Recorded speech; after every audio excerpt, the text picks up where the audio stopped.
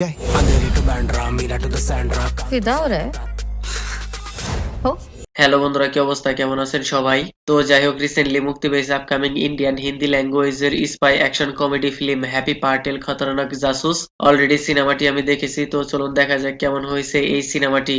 Already ইউটিউবে অনেক video এসেছে। এই সিনেমাটি আমির খান প্রোডাকশন কোম্পানি থেকে এসেছে এন্ড অলরেডি সিনেমাতেও আমির খানের ক্যামিও রয়েছে। শুধু আমির খানই নয়, ইমরান খানের ক্যামিও দেখতে পাওয়া গেছে। এর জন্য অডিয়েন্স রিয়েলি এক্সাইটেড এই সিনেমাটির জন্য। উপরসে আবার সিনেমাটি স্পাই কমেডি ফিল্ম। এর আগে অডিয়েন্স তো অনেক স্পাই অ্যাকশন সিনেমা দেখেছে, বাট স্পাই কমেডি জনরার ফিল্ম নিউ। আর এই নিউ জনরার সিনেমা আপনাকে কি স্যাটিসফাই করতে পারবে? তো সাথেই থাকুন।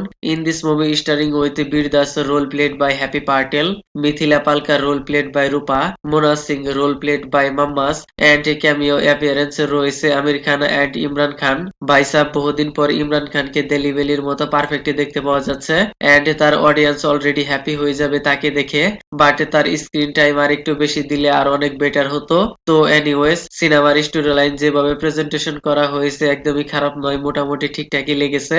যেখানে বীর দাস একজন স্পাই এজেন্ট, বাট তার কাছে একটি মিশন আসে ইন্ডিয়ার গোয়া যেতে হবে। সেইখানে মাম্মাস গ্যাং এর কাছে হোয়াইট স্ক্রিনের একটি লেডিস জিম্মি রয়েছে। তাকে কিভাবে রেস্কিউ করবে এই সব কিছু জানতে আপনাকে পুরো সিনেমাটি দেখতে হবে।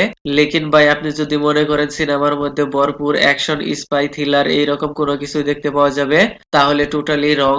মূলত এই সিনেমার স্টোরি লাইনে টোটালি ম্যাডনেস, পাগলপন, আনলজিক, বহুত সারে কমেডি এইসব কিছুই দেখতে পাওয়া গেছে। সিনেমার শুরুতে আমির খানের ক্যামিও রয়েছে। ফার্স্ট 10 থেকে 15 মিনিটে 90% ইংলিশ ডায়লগ শুনতে পাবেন। মনে হবে সালা আমি কি হলিউড মুভি দেখছি নাকি। কিছু কিছু জায়গায় সিনেমার মধ্যে একদম পারফেক্ট কমেডি কাজ করেছে, আবার অনেক জায়গায় অনেক লো মনে হয়েছে।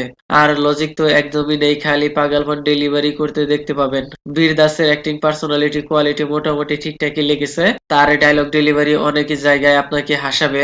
তারপর সিনেমার স্টোরি লাইন প্রেজেন্টেশন ওয়াইজ অনেক ফ্লস রয়েছে। পুরো সিনেমার মধ্যে তেমন একটা ওয়াও মোমেন্ট নেই যা আপনার মনে থাকবে। সিনেমাটি হয়তো আপনার অনেক ভালো লাগতে পারে, আবার না লাগারও অনেক কারণ রয়েছে। ওভারঅল সবকিছু মিলিয়ে it's very average film, but অনেক জায়গায় গালি রয়েছে, ফ্যামিলির সাথে না দেখাটাই বেটার। তো যাই হোক, আমি আর কিছু বলবো না, দিস ইজ মাই ওপিনিয়ন। মন চাইলে আপনি দেখতে পারেন and kindly subscribe my channel. Okay then, ভিডিওটি কেমন লেগেছে আপনার? ধন্যবাদ, দেখা হবে পরের ভিডিওতে।